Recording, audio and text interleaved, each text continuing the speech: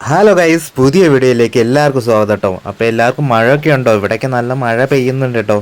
അപ്പോൾ ഇന്നത്തെ വീഡിയോ എന്ന് പറഞ്ഞാൽ ചെമ്പരത്തി താളി ഉണ്ടാക്കുന്ന വീഡിയോ കേട്ടോ. ഇപ്പോൾ എല്ലാവരും നേരിടുന്ന പ്രശ്നമാണ് കേട്ടോ താരൻ.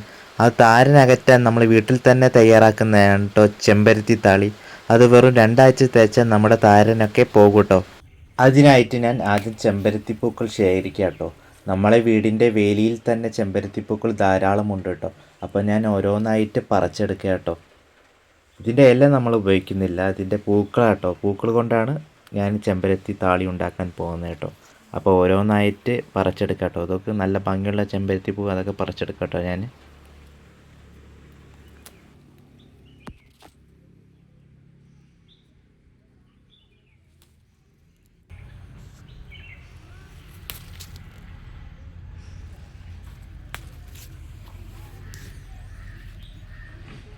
പറിച്ചെടുത്ത ശേഷം ഞാൻ ഈ പാത്രത്തിലേക്ക് മാറ്റിയിട്ടുണ്ട് കേട്ടോ. ഇത്രയും പൂക്കളാണ് നമുക്ക് ഈ ചെമ്പരത്തി താളി ഉണ്ടാക്കാൻ വേണ്ടത് കേട്ടോ. കൂടിയാലും കുറഞ്ഞാലും ഒന്നും കുഴപ്പമില്ല കേട്ടോ. നമ്മൾക്ക് ഇത്ര ചെമ്പരത്തി കിട്ടിയിട്ടുള്ളൂ, അതുകൊണ്ട് നമ്മൾ ഈ ഇത്ര എടുത്തിട്ടുള്ളൂ കേട്ടോ. അതിനുശേഷം വേറൊരു പാത്രത്തിലേക്ക് മാറ്റി കേട്ടോ.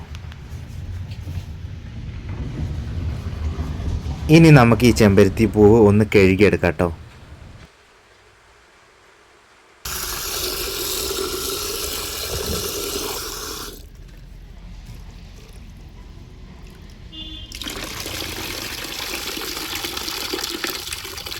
അങ്ങനെ നമ്മൾ കഴുകിയെടുത്ത പൂവ് വേറെ ഒരു പാത്രത്തിലേക്ക് മാറ്റിയിട്ടോ.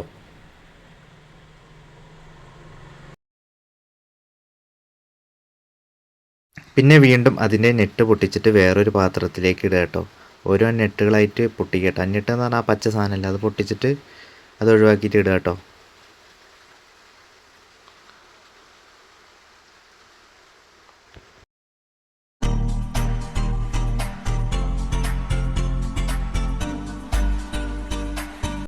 അങ്ങനെ ഓരോ നെട്ടും ശ്രദ്ധിച്ച് നോക്കിയിട്ട് അത് മാറ്റിയിട്ട് വേറെ പാത്രത്തിലേക്ക് മാറ്റുന്നുണ്ട് കേട്ടോ.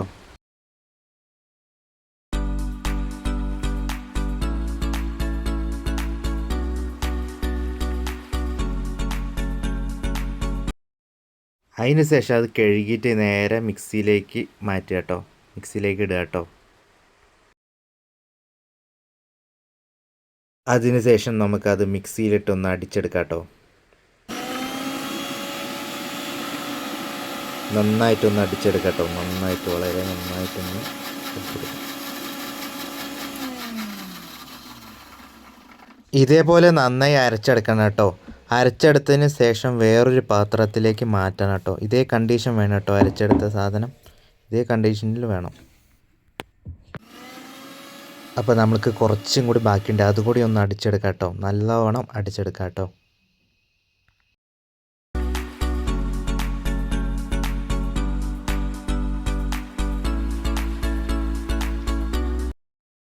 അങ്ങനെ ഫൈനലി നമ്മളെ താളി റെഡി ആയിട്ടുണ്ട്.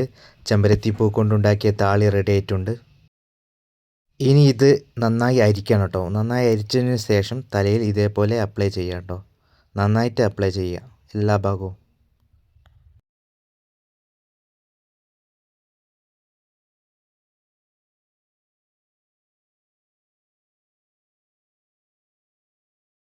ഇതേമാതിരി തലയോട്ടിയിൽ നന്നായിട്ട് തേക്കുക കേട്ടോ. നന്നായിട്ട് അപ്ലൈ ചെയ്യുക. എല്ലാ ഭാഗത്തും നന്നായിട്ട് അപ്ലൈ ചെയ്യണം കേട്ടോ.